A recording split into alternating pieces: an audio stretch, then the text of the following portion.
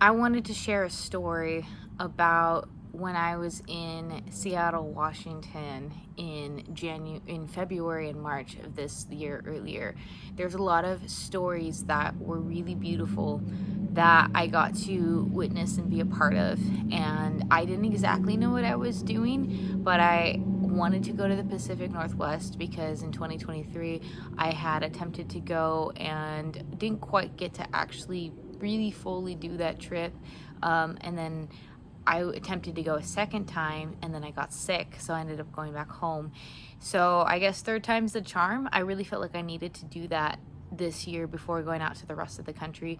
Now I'm currently in Fort Worth and Dallas area, and we'll be heading out to Nashville pretty soon. So I figured if I didn't hit the Pacific Northwest at the beginning of this year, I wouldn't for the rest of the year. And I wasn't excited because it was going to be a lot of rain and it was going to be a lot colder than I was used to. And for playing music outdoors and stuff like that, that wasn't the most exciting thing, but I just felt like I needed to. And I ended up partnering with a couple of ministries kind of accidentally, but God just connected me. And one of the ministries is called Healing of Hearts. They're based out of Everett, Washington, which is just a little north of Seattle.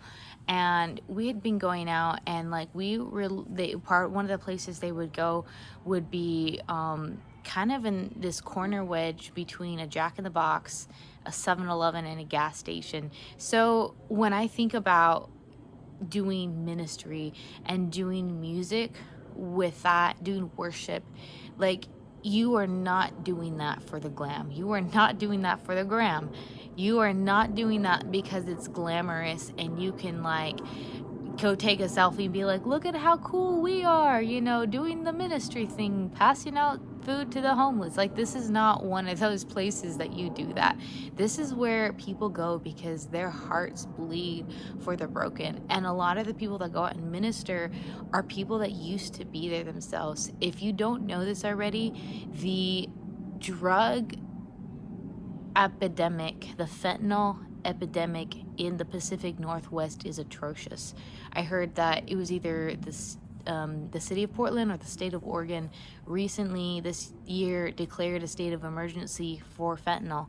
It is like the picture I get, it literally has a chokehold on the people of the Pacific Northwest. And there's a lot of darkness, and yet there is a lot of light and there is a lot of hope, because I've met so many people that have come out of addiction, that have come out of dark places, and they met God, they met Jesus, and they've been set free, and they're going back and they're liberating other people. That's gotta be hope. There is so hope. And if you're watching this right now and you're struggling with an addiction, I just want you to know there is hope, and there are people that are here to help you. So don't give up. Hang on and keep going. That wasn't part of the plan for this video, but I just wanted to share the story. And man, I'm bummed. I'm forgetting this man's name, but we were playing music, and I'm not the only person that's come out and done music and worship, but that's a part of the regular routine. But it's really beautiful. I showed up with my guitar, I showed up with my Bose speaker. Love that speaker, thank God for that speaker. And just was singing worship, and God would divinely orchestrate things where someone said, hey, can you sing this song? And I was like, honestly, I would have never thought to sing that song. And then I'm singing this song, and this guy comes across, and he comes with this bike. He's this, I think it's a big red backpack or a big red jacket or something, and he's like really just being ministered to by the song. And I was like, wow, praise God. Like, I would have never thought to do this song, but someone said, hey, can you sing the song? So I said, okay, why not? And then I just noticed that he was just having a moment with God, and I just felt like I wanted to sing over him. And so I started singing over how he loves us, but I started singing how he loves you. And I just really wanted that moment to minister to him. And I honestly don't know 100% what God was doing, but I do get to recognize that I got to be a humble participant in that moment, and I got to partner with whatever God was doing in that moment, because clearly God was doing something inside of him. And at the end there was like 10 minutes, and at the end he was like, okay, I'm ready, I'm done. And I believe God had been nudging him, working on his heart. And I think he had been at the point where he was done, but I think he just needed an invitation. And he heard the music from, he said, from across the street. And these are big streets, y'all, with a middle divider and everything. And my brain's like thinking, how the heck did he hear that music from across the street? I mean, again, thank God for the speakers, but maybe there was a supernatural component where he was drawn on by the presence of God, and he came, and it was that crossroads, that encounter where the ministry of people just saying yes to God, saying, yes, we're going to show up for your lost and broken people. And the people that God had been tugging on, he brought that together, and a divine moment happened, and we were able to get him into a detox program that night. And there have been people that have been following up with him and walking with him so that he's not alone. He's not just going to go back out on the streets by himself. That's not what these people are in the business of doing. We're here to walk them through that healing.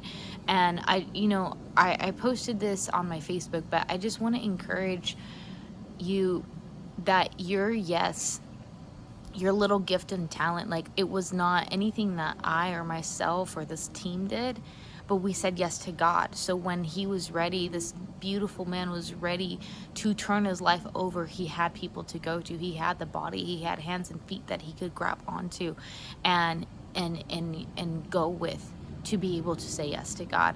And it's just really, really, really beautiful. So I'm gonna show you a clip of this at the end, and I just wanted to share that story, and I want to start sharing more stories about what God is doing on the streets, because it's really, really beautiful.